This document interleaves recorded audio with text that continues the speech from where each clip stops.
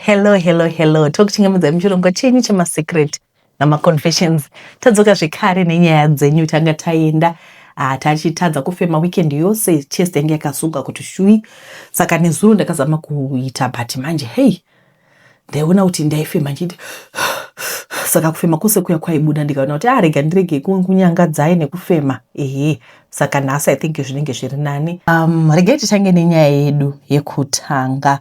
Tete at 23 ndakaitawo mistake yokuita pambiri pemurume wemunhu naJoe takapengezana zvekutadza kuziva chakaipa nechakanaka. Mazuva iwayo ndaitoudzwa kuti varume vevanhu havasi kutamba navo.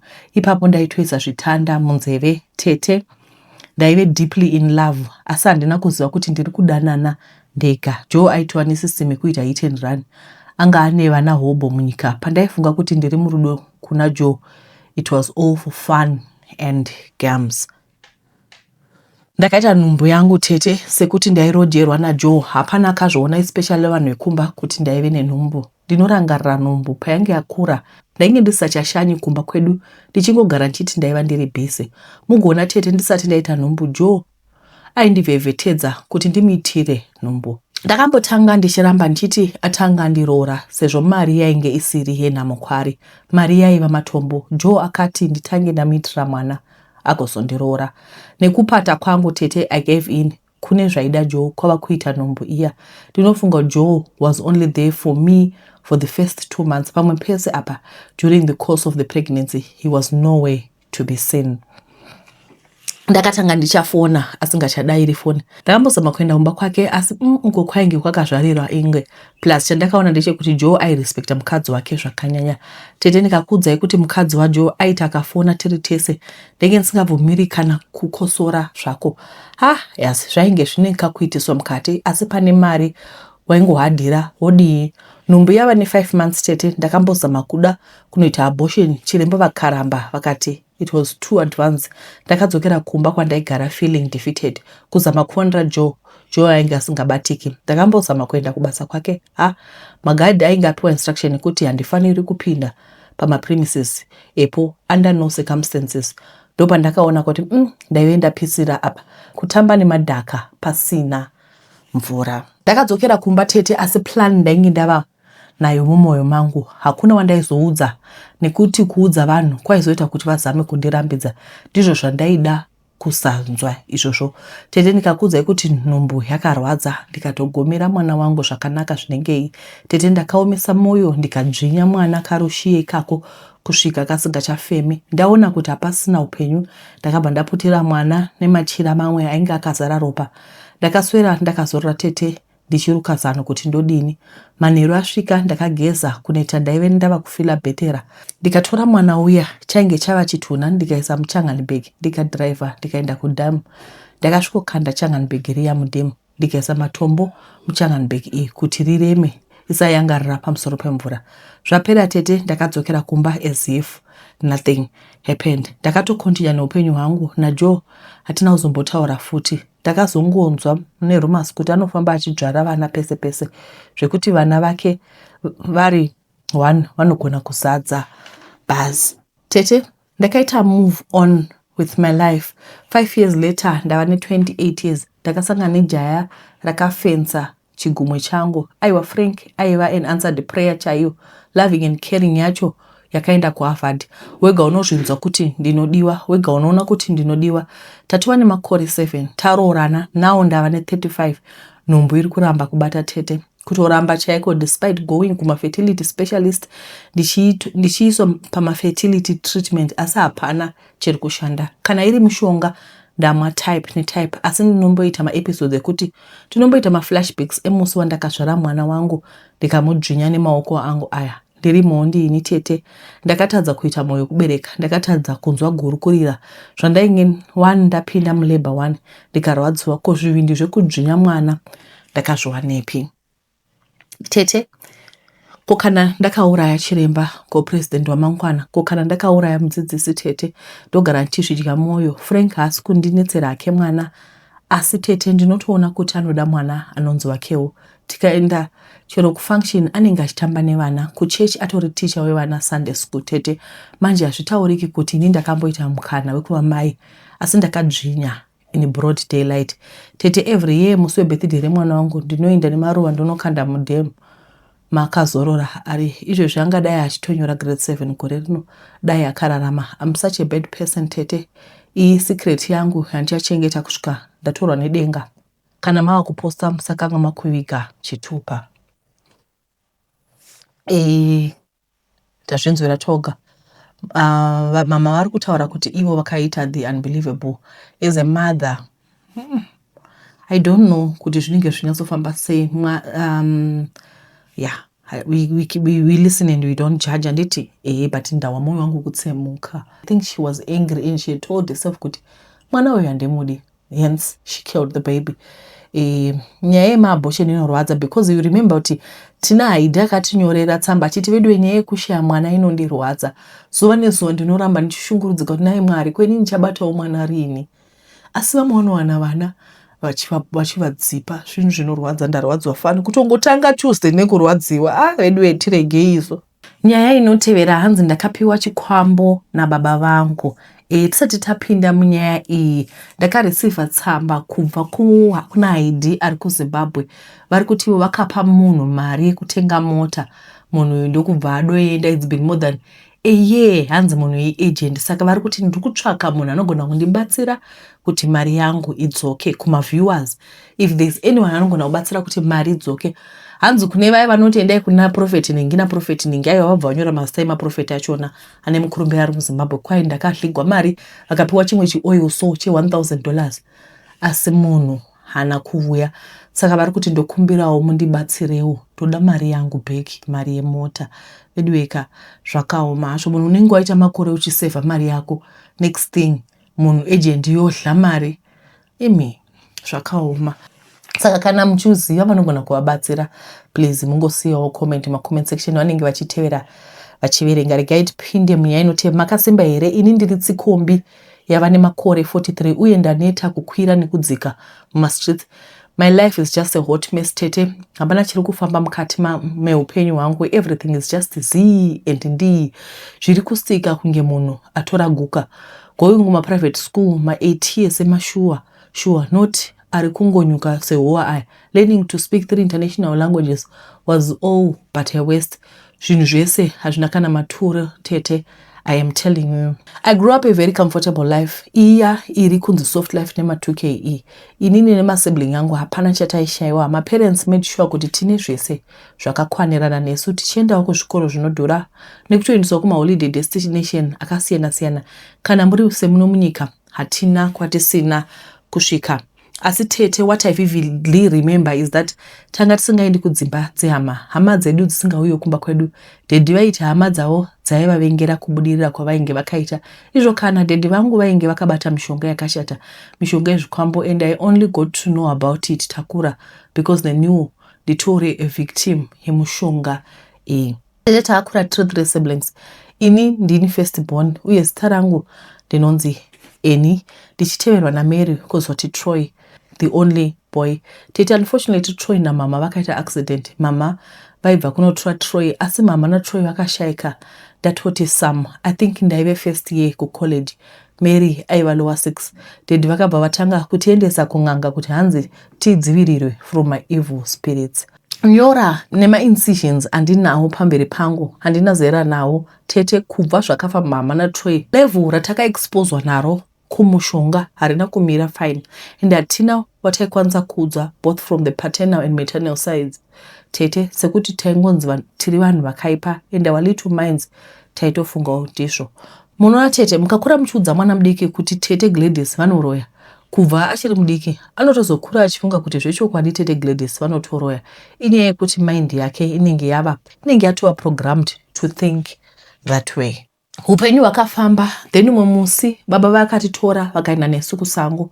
Tasvika pakati pesango, dedi vakaisa bucket pasi vakati tainge tauya kuzorasira mhepo yaititevera musango. Mubucket umu tete mainge mune tumudzi twakasiyana siyana. Mvura yacho yaive yakaita red kunge yaive neropa like. Then pasi pebucket panga paine macoin. Takageza ini first, dedi vanga vakamira hawo distance kubva pandaiva ndiri. Ndapedza vakati Mary, my young sister, atevere. Mary akaramba kuti Tana. Daddy vakambozama kufoseredza Mary kuti ageze. Vakatanga kumuthreatena kuti he was going to cut off financial aid kuna Mary, asi Mary stood her ground. Daddy vakazosiya Mary akadaro, asi pakudzokera kumba, Daddy was not happy. Kugeza kwandakaita mvura iyi yanga ine coin was the start of my problems. Kuchikoro ndakabva from being one of the brightest student to one of the dumbest ones. Zvekuti even my lecturer angu, they were baffled. I was just confused and tired at the same time. Class zvekuti ndakatozodropa my studies ndikaita stay at home. Pakati pezvese zvitete pane chimwe chinhu chaindinetsa. Masikati I was always tired zvekuti I would sleep all day. Hapana basa randaita pamba apa rekuti ringanzi riri heavy sekuti taiva nemahelper, asi tete manheru ndainzwa sekuti pane chinhu chiri kundishandisa ende hapana wandakakwanisa kutaura. Ndaifunga kuti ndivo varwei vacho vaigarotaurwa naDaddy. Remember tete, hapana hama yandinoti tinotaura nayo kuturira maproblems. From that day ndakageswa mvura yaive nemari, upenyu hwangu hwakamira kuti dzi. Munoziva tete, kubva kuva nesupple skin yainge mucheche, skin yangu yakasvava kuita senge yechembere. Mind you, I was a virgin ipapo. My boobs angu kusvava kudona kuita mapatapata. I forgot to tell you kuti pandakanzi naDaddy ndigeze mvura iyi, Daddy vakatanga kundifarira zviri extra ordinary. I vividly remember kuti those days ndipo pakapinda manavhara achapisa. Daddy vakanditengera a brand new car yandakabvisa pamapepa ndega. Mary vaimuitira asi vaiona kuti he had sort of distance himself pana Mary, and I remember mazuva panga pane animosity between me and Mary. They disputed us against one another. Zvikakonzera sibling rivalry between me and my only sister.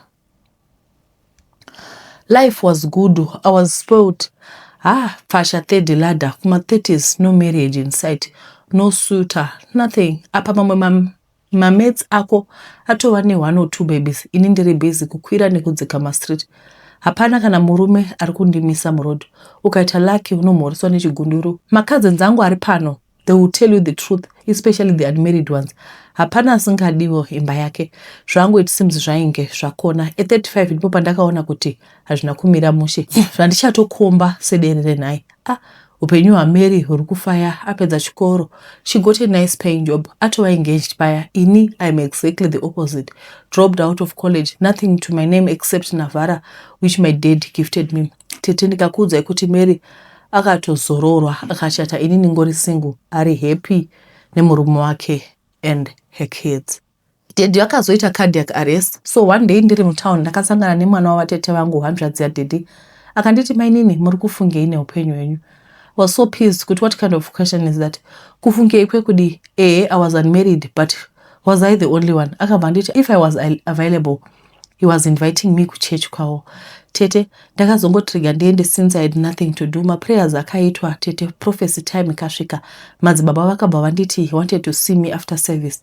Ndakaenda hangu, but mind you, I wasn't a religious person all my life tete, so kuti Daddy vakandoudza kuti praying is for poor people. Munhu is blessed nekuda kwema opportunities anoitika mulife make kwete prayer. In other words, he was an atheist tete. He didn't believe in the supreme. Vakatanga kurondedzera upenyu hwangu, and even so kugeza incident vakati baba vangu vainge vandipa chikwambo. In fact, ndainge ndarodzwa kuchikwambo. Baba vainge vandipa chikwambo through mari. It then occurred to me kuti asi mabucket mainge mune macoin for sure. This made me mad tete. Ndakatanga kuita retrace my footsteps angu, ndikaona kuti zvichikwadi, ndipo pakadhakwa zvinhu. Unfortunately, havana kukwanisa kundibvisa chikwambo chiya tete nanhasi. It's still tormenting me in my life. Asi vakandibatsira in a way kuti opened my eyes to the source of the problem. Asi nanhasi ndiri kuzama kutsvaka anondibatsira. Zvinonzi don't speak ill of the dead, but tete kukudza chokwadi, even though my father is late, I hate him with a passion. He messed up my life. Kwambo zvaive zvavoka kwete zvangu. So why drag me into this mess that he created himself? What kind of sorcery is this? A parent anoita mess up future mwana. Now ndiri kuzama kugadzira relationship yangu na Mary. We are getting there. Dzimwewo hama we are now on talking terms. Dzimwe hadzidi kutotuona, vanoti Daddy wenyu is the cause of my problems muupenyu hwavo. My mother's side vanoti daddy vakaurayisa mama. Now that I think of it, I'm beginning to believe kuti zvikwambo zvadaddy ndizvo zvakakudubura mota zvikamwa ropa. So tete, I'm appealing to the audience yenyu kuti kana pane anoziva anokwanisa kundidzinga chikwambo icho, once for all ndapota ndibetserawo. I am alone and I'm unhappy and getting too old. Thanks for your time. We'll be following my comments. Kuna mata, I think ndinozama. It's just that I don't know if I'm doing properly since ndakakura ku family is siri religious. I think panyaya yachona yose kubva pakunzi kwai kubva zvavakageza vakabva vaita skin yakaomarara kuti kunge chembere masama akabva adona. Munhu asati munhu asina kumbobvera aita mwana, you know, zvinhu zvokuti unotoshamisika kuti saka mazamu anga akuita sei manje kuskin yaita sei. Up to now she is like that. Saka I don't know kuti tingavabatsirawo sei. Vari kutaura kuti at least she found Jesus, asi kuti havatozivi kuti vanamate sei. Mungosiyawo macomments enyu. Iniwo ndichavabatsirawo negweseri ndivasvitsawo nhamba dzevafundisi vandinofunga kuti vanogona kuvabatsira. Regai tipinde munyaya. Alright, pane nyaya yakanyorwa iyi. Nyaya iyi regai ndiiverenge, yakanyorwa nechirungu. So let me just read it as it is. Please say tete, sorry, but I'm not good in writing Shona. But if you want, you can translate it to Shona, because I also love it when you're reading our stories in Shona. Please hide my identity and let me know once you have read my story. My story goes like this. I'm a boy, man, stroke, who's 30 years of age now. I was born and bred Kusima. I was raised by my aunt. I was told that my mother left me when I was 2 years old with my family. My aunt took me in. Mind you, my aunt had a daughter. My family did help my aunt on raising me, but aunti vangu ndio vakaita zvakanyanya pakundikudza. Ndakaenda kuchikoro kuChabalala, and later muna 2002 tikamovera kuPhumula North. I went again to Amazwi Primary School. I was good in primary level until I was grade 5, because I think that's when my depression started. Every time when my family members are supposed to help my aunt or me, they always complained. And some of them even went to the stage of telling my aunt to take me back to my mother. Of course, they did not say that in front of my eyes, but I always listened to them when they were talking to my aunt whenever they visited us. Mind you, I don't know my father, and I don't even have one memory of him. What I knew was my father was in South Africa. As time went on, I later discovered that my father was doing bad things, robbing people, stealing from them, and some of my family members thought that I was going to do the same. The only thing that I'm doing that my father was doing is the gambling only. Let us go back to my story. When I was about 13 to 14 years of age, I started looking for my mother. My aunt told me that she was selling things, Kugodini. I went looking for her. Lucky enough, I saw her. I tried my best to reconnect with her, but it was already too late because she was married. I remember one time that I'll never forget in my life. I went to visit her, not because I wanted to stay with her forever, but only wanted that motherly love from her. And most of it just to eat the food that she prepared. I remember I stayed 1 or 2 days only, and you know what she said to me, Batete, is that I have to go before I ruin a marriage. That really pained me a lot, even up to now. How could my mother say that to me? It's so funny how words can be so powerful. At my auntie's place, the place was good, but the husband didn't want me. My aunt fought for me. She doesn't know that I know that sometimes they were beating her up just because of me. But I was a hustler. I remember I used to sell things, and sometimes I used to go for fishing, Kukami, and then we come to sell those fish. I later on dropped out of school when I was going Form 3 in 2013. I used my money for school fees, ndikatora passport, and ndovandauya to South Africa. My deepest secret is that I have feels for men. Sometimes I really hate how I look because I attract both genders, men and women. I don't want to lie, I really hate this side of having feels for other men. Sometimes I really need prayers, that I'm even afraid to go to church, because in our days, all the churches, they do not listen, but they only judge. So I do not know which church should I go to, because whenever they are prophesying about my life, they always say they see me wearing pink dresses. I don't want to be gay. It's a really big sin to God. I remember when we were growing up as boys, we used to sleep with each other, not knowing that we were attracting demons and evil spirits. I do have a daughter now. She's almost 3 years of age. I met up with her mother this side because by that time I was ready to have a child. I tried to stay with her mother. When I say I tried, I really did my best to stay with Loveness. That's what I'll call it. I really did my best to stay with Loveness. That's what I'll call it. Loveness was cheating on me all the time. I remember that one time she got pregnant and the baby was not mine. I even helped her to buy abortion pills because by that time my baby was very young. And the reason I did it is because I was in love with her, and I really regret it. Sometimes I think that I do have an evil spirit that is following me, that does not want me to stay with a woman. I always say, even if I die today, I'll accept because of my sins shame. Loveness is staying with now Loveness is staying with another man. With my daughter, we do communicate because I do not want any man to support my child for me while I'm alive.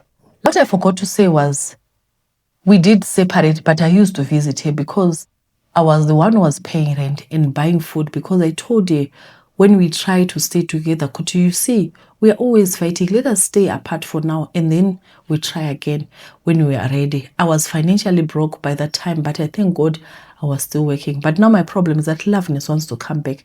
My problem is, if she comes back, will I be a fool to take her? I still love her, and I don't want my daughter to grow without me. That's like what happened to me. I did not grow up with my father. I don't know him and my mother. One thing I forgot to say is my father died in jail without knowing me. He died when he was about 37 years. What if Lami uzofa khonapo? I'm always afraid, Yazi. I really want my family back. Loveness and my daughters. I really want my family back. I didn't tell my family that we separated because it all happened so fast, like it was a spiritual attack. Same as my feels for men. I feel like it's an evil spirit. I once slept with a man this side in SA. Honestly, guys, I don't like it. Sometimes I think that I'm bisexual, not gay. I really thank my aunt so much for introducing me to God, because I remember I once tried to kill myself, but I failed. I had everything to kill myself. Whenever I arrive at home, I said to myself, before I die, let me cook and eat first. I remember I cooked pap, lenyama, mixed with veggies. After eating, I was like, let me sleep, nyana. I remember I woke up 2 days. And when I woke up, I was like, I cannot kill myself. God still has a plan for me. I cannot leave my child alone. Honestly, guys, we are nothing without God, and God is the right guide of ourselves. I urge everyone to put God first and trust him. And in whatever I went through in my life, God has never left my side. It has been God since day one. People might judge you in this world. What you can do is to bow down with your knees and pray to God to rewrite your story. And do not forget to ask for forgiveness to God. I might not go to church, but I know God. I'll follow your comments, and I thank you, Batete, for your channel. I can't live without it. We're learning a lot, Sham. May God bless you in the mighty name of Jesus Christ. Amen. All right. Saka, what I see in this, he grew up without his dad. He never saw his dad. He doesn't have any memory of his dad. Tora mari vairopa mabenki vaibata nkunzi vaita zvese kusvika vafira mujere. So he has never met his father. Mama vakavasiyawo vakaenda vatengesa kugodhini, but mama has never been part of his life. Saka vari kuti sometimes I find myself ndichiita attracted kuvarume, asi inini handizvidi zvinhu izvi, ende pandinozviita ndinofila bad zvisingaiti. Votiwo zvakare vane mwana naLoveness. Zvino Loveness uya anga asina kuvimbika, asi chavari kutaura ndechekuti inini ndinoda Loveness, ndinoda mwana wangu, ndoda kuti ndigare nemwana wangu, so that mwana wangu haripiti zvandakakura ndichiita. Asi vane maproblems avanawo. Handiziviwo kuti imi munofunga kuti kudini nyaya iyi. Vanoda kubatsirwa, nditi vanoda kubatsirwa, regai ndingovatextira kuti veduweka zvakaoma. I'm just picking up like the effects of absent parents. Ndozvandapika up kuti mwana anoita confused. Maparents anofanira kuva anenge arimo mulife memwana kuitira kuti tirovedzere vana in the way they should go. Handiti makasimba here veduwe, ndawa neloneliness veduwe. Ndiri mukadzi ane makore 42, ndine vana 4 boys. I stay with 3 kuno kuSouth Africa kunonzi kuSoweto River Lee niye FNB Stadium. Ndikudawo murumewo ari single seni, dai zvaibvira murume uyu ave anoenda kuchechi kuSavada seni, avewo ari clean, anofanira kugeza, anofanira kubatsirawo physically, emotionally. And I am serious tete. Ndine problem yegumbo ndakachwa, asi I can do anything for myself and my kids. I can say I'm blessed. See my pictures below. Vatumira mapicture awo. She's a very beautiful woman. She's 42. Varikuda munhu ekufambidzana naye. She's hard working. Munhu anoshanda zvisingaiti, and she's very beautiful and very friendly. Kana muchida munhu ekufambidzana naye mondiudza, mungoti reference Musavata. Varikuda Musavata, havasi kuda zvemunhu asiri Musavata. Handiti. Alright guys, tinokutendai nekuona episode inokwamaita. Battery redu riri kurumidza kupera. I think inyaya yekuti my files mahombe here, I don't know. Apa ndichangotanga kuverenga nyaya yemwana aida kujoiniswa Satanism, but manje battery rakutochema chema. Rega tione ndingaita sei.